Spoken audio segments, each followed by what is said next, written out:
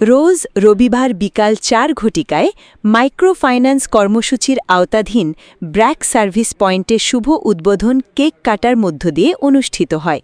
সিংগাইর থেকে মুজিবুর রহমানের প্রতিবেদনে দেখুন বিস্তারিত। অনুষ্ঠানে প্রধান অতিথি হিসেবে উপস্থিত ছিলেন ব্র্যাক মাইক্রোফাইন্যান্স কর্মসূচির সিনিয়র প্রোগ্রাম ম্যানেজার জনাব মোহাম্মদ কফিল উদ্দিন আহমেদ।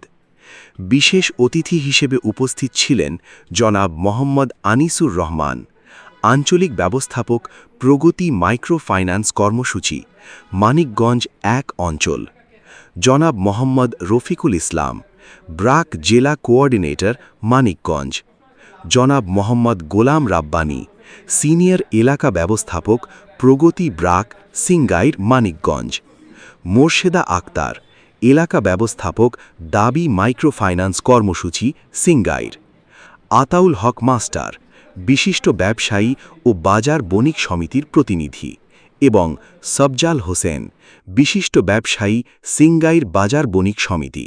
অনুষ্ঠানটি সঞ্চালনা করেন জনাব মোহাম্মদ গোলাম রাব্বানী, সিনিয়র এলাকা ব্যবস্থাপক, প্রগতি ব্র্যাক, সিংগাইর, মানিকগঞ্জ।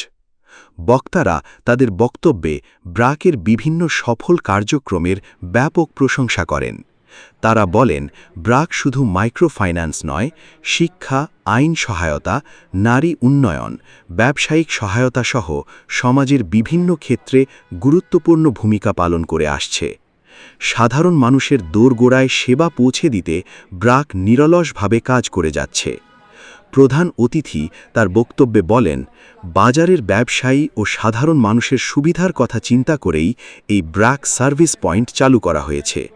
তিনি আশা প্রকাশ করেন, এই সার্ভিস পয়েন্টের মাধ্যমে ব্র্যাকের সেবা আরও সহজলভ্য হবে এবং গ্রাহক সংখ্যা দিন দিন বৃদ্ধি পাবে। পরিশেষে তিনি ব্র্যাকের উত্তরোত্তর সমৃদ্ধি কামনা করে তার বক্তব্য সমাপ্ত করেন।